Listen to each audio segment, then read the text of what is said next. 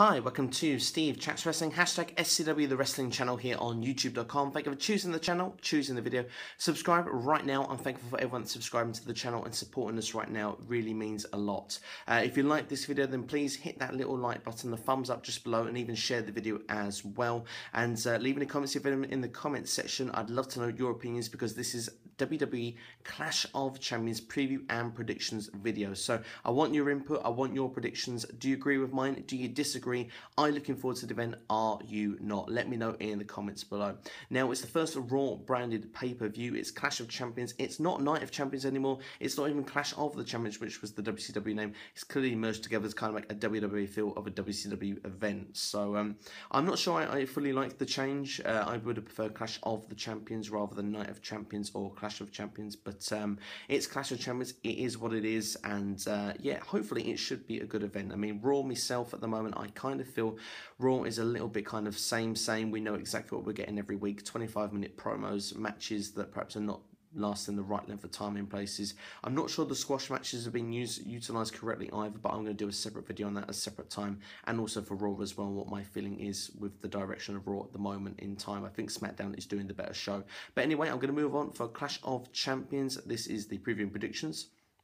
We'll start with a match that could end up on the show, if it is the kickoff or even the main show.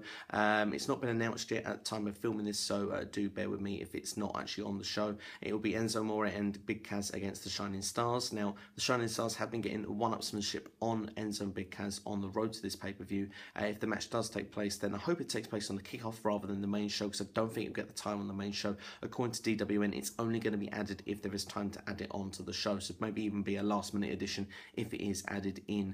But if it is going to happen, then Enzo and Big Cass need the win and get the payoff, the rubber win at the end of it. So for me, I'm going to go with Enzo and Big Cass should that take place. Next, we look at Nia Jax and Alicia Fox. Now, Alicia Fox's friend was destroyed by Nia Jax on Raw, and then it led to a match between them two where there was quite an awesome moment, a spear through the guardrail, which is the first time I've seen women do that on WTV. It was pretty cool, and Nia Jax, of course, now is going to look to actually now get the dominance now over main superstars rather than just jobbers. I expected to pick up the victory against Alicia Fox, perhaps even in quick fashion at this WWE kickoff pay-per-view for Clash of Champions.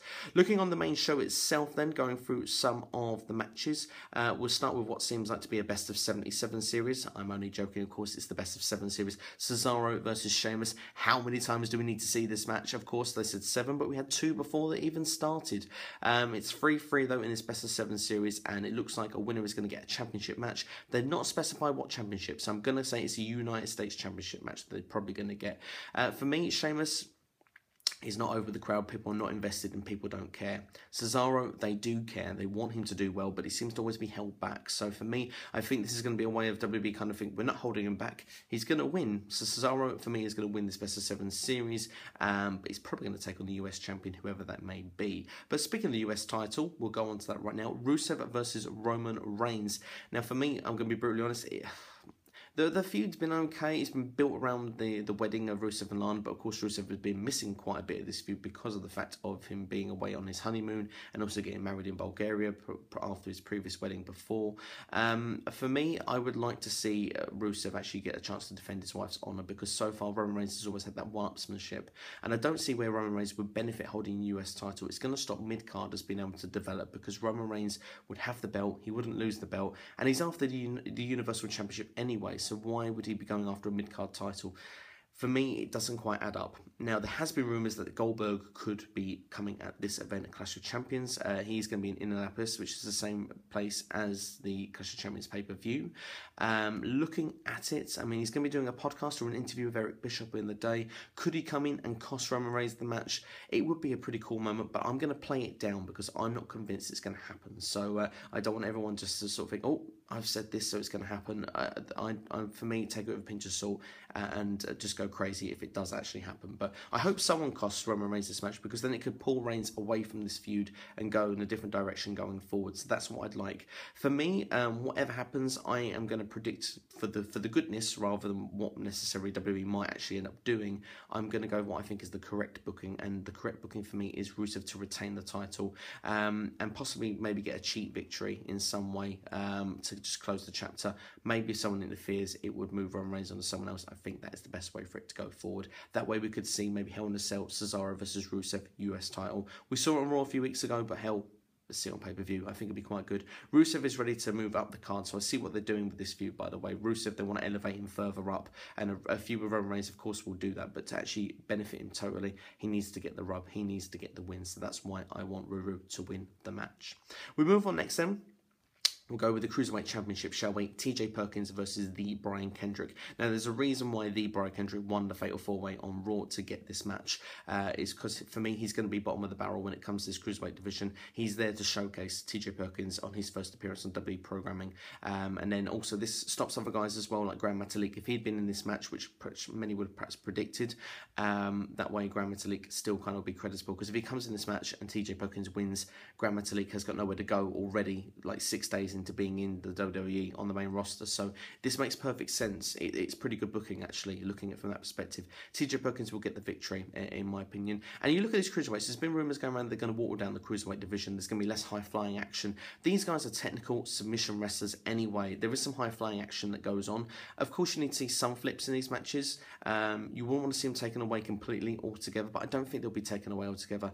If it's anything like the Cruiserweight Classic division that we've watched, some great matches, some great movements, I think we're going to be something good, and I hope that the rumour that they say where they're really going to knock it down is a pinch of salt, because that would be damaging for the division.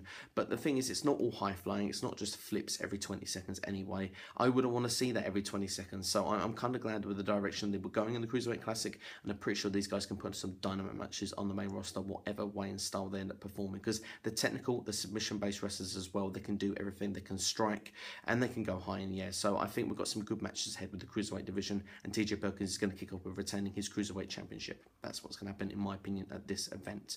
Looking next then, we're looking through the card. We've got Sami Zayn versus Chris Jericho. It's a shame, this one, really, because Chris Jericho and Sami Zayn had a great promo for the highlight reel to build up this match, where we've got Kevin Owens' new best friend, we've got Kevin Owens' old best friend. It's a shame it's not really been built up further. It almost makes you think we could get more than one match here for these two.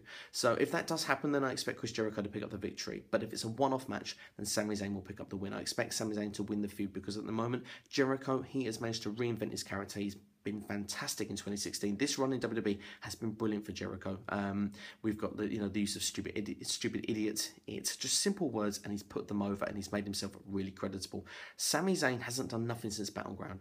He's been on the kickoff of the SummerSlam show with Neville against the Dudley Boys, and now he's in this event. He said himself on a Raw backstage promo, he's done nothing since that Kevin Owens feud, and Owens has gone on to bigger and better things. So this has played in quite well. So I think Sami Zayn needs the payoff, and will get the payoff eventually. Will he get to this event? Time will tell. It depends if this feud is going to have more than one match. The way it's been built up quite short, which means they could have more in the pipeline going down the line, or this was just a throw together match to put on this event. And even if that's the case, they did pretty well with that one sort of promo. So I'm going to go with Sami Zayn to pick up the victory, because I think he needs it more. Looking next then, we'll go with the tag team division. That's right, we're going to be looking at the New Day against Anderson and Gallows. For me personally, it's time for the belts to change hands. They've done some bad booking with the build-up. I mean, we've had the Anderson Gallows as the doctors. We've had them as the people going to make people retire in the nursing homes. We've had the Old Day segment, which was horrible. But, I mean, hopefully we're going to get a payoff with a decent match. That's what we hope here at this event. And if it was me, Anderson and Gallows would pick up the victory, because if they don't win the belts here, then the New Day are going to continue. And I'm not sure who the New Day would go forward against. Maybe Enzo and Big Cass, but they do need the belts on the line for that. I'm not sure. Anderson and Gallows will go into obscurity if they don't win this, or need to trade to SmackDown very quickly to remain any credibility on that Raw team or in any form in WWE. I think it's time for the belts to change hands, although I think we might have made a mistake by letting WWE know that actually Demolition are the longest reigning tag team champions, because now obviously they want the New Day to be the longest reigning tag champions. So maybe, just maybe, we could get a bad booking move here and the New Day could retain. I hope I'm wrong, but let's see with the Raw Tag Team Championships. Let's hope that they change hands, because then it'll be fresh, exciting, and something new going forward, because it seems that Raw is needing something fresh. So I'm going to go for Anderson and Gallows. Moving on next then, we shall look at the Raw Women's Championship match, which will be a triple threat match. And that was pretty cool, this, because we didn't know. It was unpredictable the way through how this was going to go. Maybe with Sasha's injury, this is how it was done. Bayley brought to the main roster and getting in the thick of things straight away. we've got a triple threat match, Charlotte versus Sasha Banks versus Bayley. Very interesting way this could go, and I'm going to give you a little bit of where I think this could go, a little map going forward. Bayley is not expected to win the Women's Championship from my knowledge of my sources that I've been looking up. She's not expected to be picking up that belt until WrestleMania next year against Sasha Banks at WrestleMania 33, which is exciting to hear, I know. So the build up to get there, right. If Bayley is not expected that, then I expected to lose this match. I expected to get pinned. So what would make sense going forward for the women here? I actually think Charlotte actually retaining makes the most sense, because then we could get Sasha Banks needing her rematch, which means we get that at Hell in a Cell 4 weeks down the line from now. So I'm going to go for Charlotte to beat Bayley in this match. And then that way we can see what happens. We could even maybe get a double pin situation. That could happen. We haven't seen that for a while. It certainly would keep Bayley creditable actually losing the match, actually being pinned by both of the women. But I'm going to go with Charlotte victory, and that way we can then see a match against her and Sasha Banks at Hell in a Cell, followed by then by the final time probably have to see these two wrestle then for a long time at Survivor Series, where then Sasha Banks can retain the belt at that event as well and then move on to bigger things. Possibly even Nia Jax we'll see heading into December, but time will tell on that.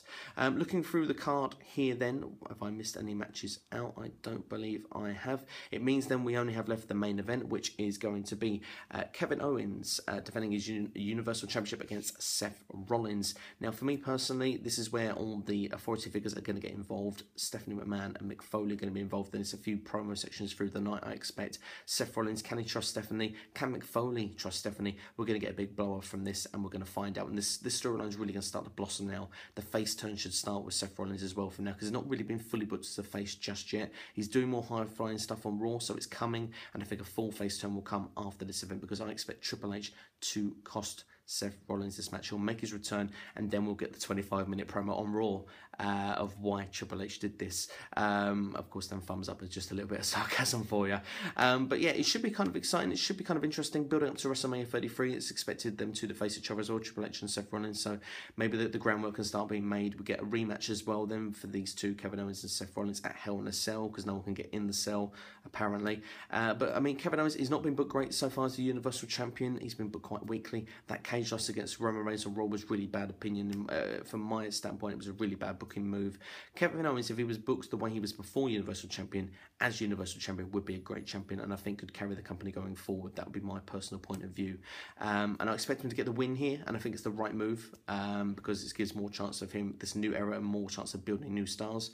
I just hope that after this, Kevin Owens can start winning some matches on his own, because I think that would really help him as the champion, because otherwise he's going to be seen as a weak champion, and it's not going to help the ratings. The ratings will go down, he'll eventually lose the belt, and he'll go into obscurity, and I don't want to see that for KO, because I think he's got potential actually to really carry the company forward. Particularly, I reckon he should hold that belt right now until near Royal Rumble time, if you're asking me, or particularly at least Survivor Series, but that's just my view anyway. Let me know your view in the comments section. Have you enjoyed this preview and predictions video then? Of course, Triple H did cost Roman Reigns. He cost Seth Rollins as well for Kevin Owens to get this belt. I expect him to do that again to make sure that KO keeps the belt. Could this be the lead to an NXT invasion? Let's hope so. That really is actually serious, that one. Those fingers crossed. I'd love to see that happen.